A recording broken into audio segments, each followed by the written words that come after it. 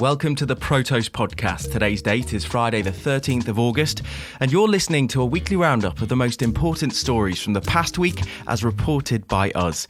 This week in the Protos newsroom, we covered the 200,000 Chinese Bitcoin mining machines that don't have enough power to run, looked into a crypto mega heist and an eye-watering money laundering settlement, and reported on Lionel Messi's blockbusting new salary that includes a significant amount of crypto. But first, in response to the growing amount of crypto fraud around the world, 8 London law firms are joining forces to create the Crypto Fraud and Asset Recovery Network. Their aim is for the members to pool resources to become a global player in digital finance disputes and resolutions. So far, the group includes Grant Thornton, Asset Reality, and Raman Ravelli. However, the pool doesn't have enough staff, so the network is looking for new members working in the space. It hopes to eventually host meetings, events, and networking sessions and become a hive for best practice and good ideas. Former Justice of the UK Supreme Court Lawrence Collins told reporters in London that the city had always been a financial epicentre, but now the capital was at risk of becoming a centre of international financial crime. He stated that, quote, where there's innovation, criminals are not far behind, adding that the latest example is crypto fraud. The UK's situation with crypto isn't exactly perfect right now. The UK's Financial Conduct Authority conducted a recent report revealing that 2.3 million Brits now own cryptocurrency, while at the same time they highlighted that general understanding of crypto is in decline. According to Action Fraud, the UK's fraud reporting service, crypto scams rose 57% in 2020. Crypto fraud losses rose to £113 million or $157 million, which is up from £106 million in 2019. The UK's finance watchdogs have also been cracking down on crypto fraud where they can. Its Advertising Standards Authority called crypto marketing a red alert priority last month, and in a bid to tackle misleading and irresponsible ads, it plans to take a proactive approach using web scraping and AI tools. In June, the FCA outed 111 crypto businesses operating without proper registration. The whole crypto consumerism has been linked to tulip mania. On Tuesday, we cover the Chinese Bitcoin miners who decided to send 200,000 rigs to Canada, only to find that the site that they picked doesn't produce enough power. The Alberta plant was chosen to house the machines, but according to the site's operator, it currently only cranks out enough electricity to run around 10,000. Nevada-based BlackRock Petroleum signed an agreement last month with the Chinese mining firm Optima Mining Host to migrate up to 1 million machines to 3 different natural gas-producing locations in Canada. In a subsequent press release in mid-July, BlackRock announced that the first 200,000 Bitcoin miners would soon be shipped over to the Quirk Creek gas plant. Quirk Creek is operated by Caledonian Midstream Corporation, a company that BlackRock had recently bought. Speaking to Toronto-based outlet CBC, Caledonian Midstream's president Charles Selby warned that the machines were more than likely going to be too much for the site to handle. However, BlackRock chief exec Zoltan Nagy did hint in a short phone call with CBC that the company would be looking to add more generators to help bridge this gap. According to the Cambridge Bitcoin Electricity Consumption Index, Canada housed 3% of Bitcoin's total hash rate in April, up from 0.8% a year earlier. It's clear BlackRock will have to overcome significant obstacles if it's to succeed in importing and setting up the full 1 million mining machines anytime soon. One researcher told reporters that these numbers would mean that the firm would wield close to 1/3 of the world's entire Bitcoin mining capacity and consume 10 to 30% of all natural gas-produced power in Alberta. Considering the size of the endeavour, BlackRock will also need permission from the Alberta Utilities Commission, something Nagy said the company was looking into. This Utilities Commission must give the go-ahead to any company looking to build or operate a power plant in the province. For years now, Bitcoin miners have looked to set up shop in Canada, but there is a list of logistical issues slowing them down.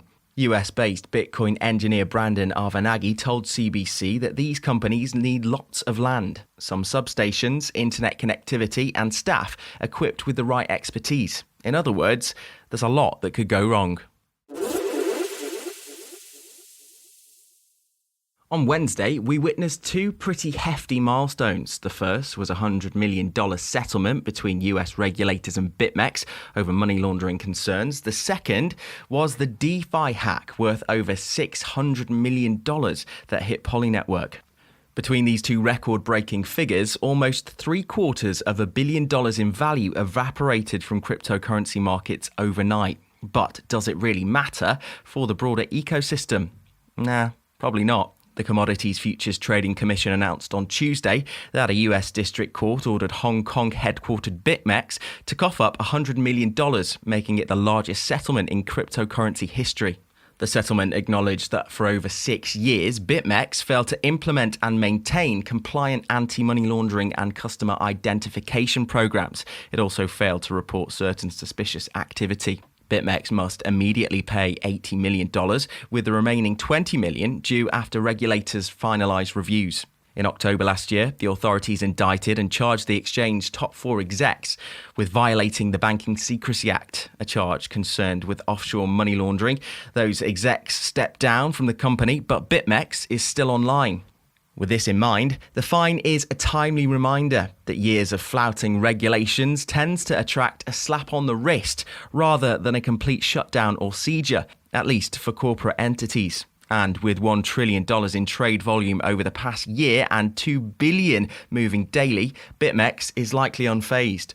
Almost simultaneously, a hacker stole about $600 million in crypto from Polynetwork, which markets itself as an interoperability protocol for blockchains. The attacker managed to exploit a flaw within the network's code and steal vast sums of stablecoins, including USDC and Tether, as well as wrapped Ether and Shiba Inu, to name just a few. Stablecoin's chief tech guy, Paolo Ardoino, announced that Tether froze the USDT worth up to $33 million. The hacker deposited some of the USDC on Curve Finance, a liquidity pool for decentralized exchanges, which is now considered lost. While the exact circumstances surrounding the hack aren't yet known, the perp has had a laugh at onlookers by burying messages within transactions made with stolen funds.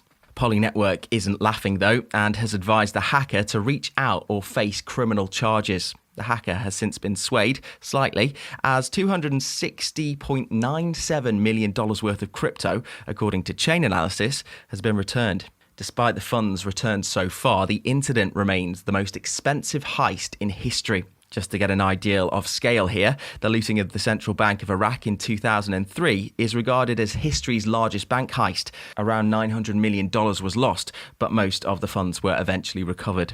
So, if the Poly hacker doesn't return the bulk of the $611 million, this seemingly silly DeFi raid could very well be the most successful heist in history. WannaCry, one of the most infamous ransomware attacks ever, was only able to acquire roughly 51 Bitcoin. That's worth about $150,000 at the time, although it's worth more like $2.3 million today.